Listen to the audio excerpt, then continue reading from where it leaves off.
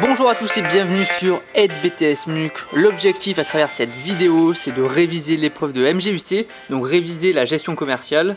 Et si vous voulez aller justement plus loin et réviser en seulement quelques minutes, vous pouvez aller sur le site, tous les liens sont en description, il y a plus de 80 fiches de révision pour votre épreuve de MGUC. Allez, c'est parti!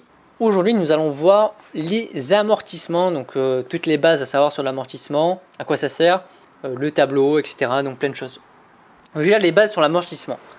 Pourquoi est-ce qu'on va amortir un actif? Donc un actif, c'est une ressource dans l'entreprise, donc il peut être matériel ou immatériel, enfin voilà, il y a plein de possibilités.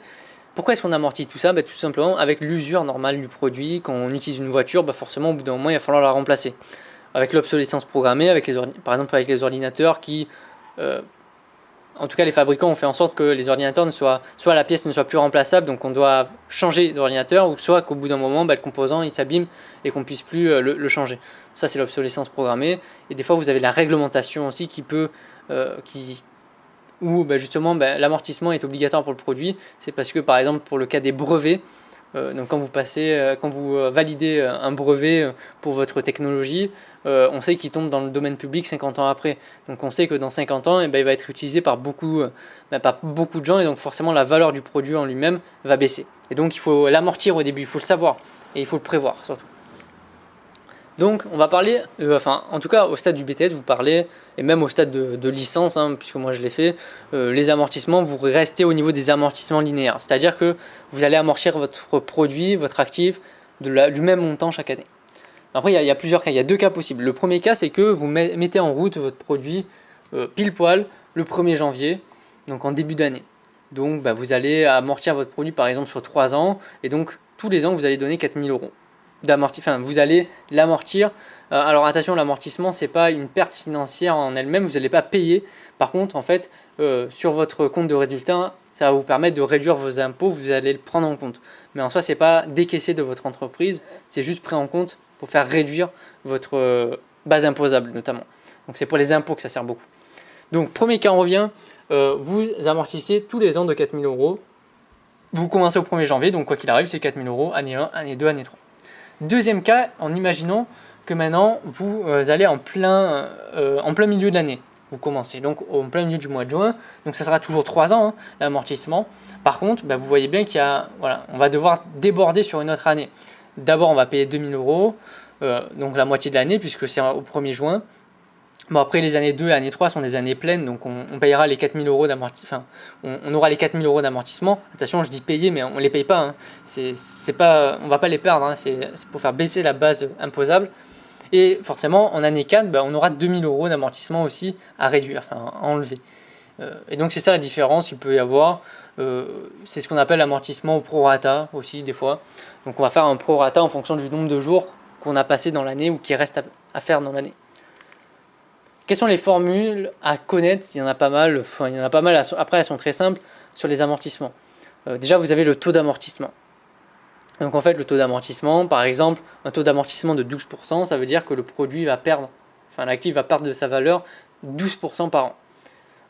C'est un produit qui valait 100 000 euros sur le papier il y a un an. Au début, l'année d'après, il en vaudra que 88 000 en fait. C'est comme ça un peu que ça marche. Bien sûr, c'est pas des valeurs réelles, c'est des valeurs comptables à chaque fois. C'est ça qui est un peu compliqué des fois à comprendre. Donc le taux d'amortissement, tout simplement, vous prenez 100 et vous divisez par la durée de vie du bien. Donc là, pour 12%, la durée de vie du bien, ça devait être 7 ou 6 à peu près. Bon, j'ai pas le calcul en tête. Vous le ferez par vous-même, j'ai envie de dire. Mais en tout cas, voilà. Le taux d'amortissement, c'est quelque chose qui est important à savoir, c'est exprimé en pourcent et ça va permettre de calculer pas mal de choses par la suite. Alors la durée de vie du bien en elle-même, elle est donnée par l'administration fiscale. Pour chaque type de bien, il vous donne, les véhicules, par exemple, c'est 6 ans ou 8 ans. Les ordinateurs, c'est 3 ans. C'est sur ce qu'ils estiment la durée de vie du bien. Deuxième formule, maintenant, à savoir, c'est comment est-ce qu'on va déterminer la base amortissable du produit. Par exemple, vous allez prendre le prix d'achat hors taxe du produit, de l'actif. Donc, on va prendre l'exemple d'un véhicule que vous achetez 15 000 euros. Vous avez peut-être des frais d'installation ou de livraison. Je sais pas, par exemple, si vous facture 500 euros. Bon là j'ai pris un autre actif, mais par exemple vous avez 55 000 euros à amortir. Voilà. Vous achetez une grande machine par exemple pour faire du pain, vous l'achetez 50 000 et vous avez 5 000 euros d'installation, ça vous fait 55 000 euros d'actifs à amortir. Donc la base amortissable prend en compte le prix d'achat plus les frais d'installation. Maintenant l'amortissement, donc ce qu'on a vu précédemment dans la précédente diapo, donc qui était de 4 000 euros par exemple. Donc comment est-ce qu'on le calcule? Vous prenez votre base amortissable que vous avez calculée. Donc la plupart du temps c'est juste le prix d'achat du produit, hein, il n'y a pas de frais d'installation. Donc là c'était 55 000 euros. Vous connaissez la durée de vie du bien. Donc en l'occurrence c'était 8,33 années. Donc 8 ans et un tiers de l'année pour le produit. Donc ça vous fera un montant d'amortissement annuel à déduire de vos impôts de 6 600 euros. Donc c'est ça qu'on mettra aussi dans le tableau d'amortissement qu'on verra ensuite.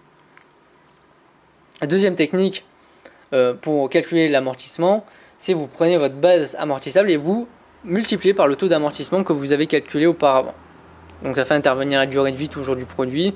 Vous aviez un taux d'amortissement de 12%, donc c'est très simple, 55 000 multiplié par 0,12, ce qui vous donne 6 600 euros par an. Technique tout aussi simple et tout aussi valable que l'autre, donc vous trouvez exactement le même résultat.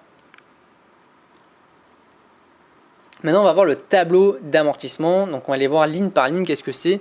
Donc ça on peut vous le demander à faire.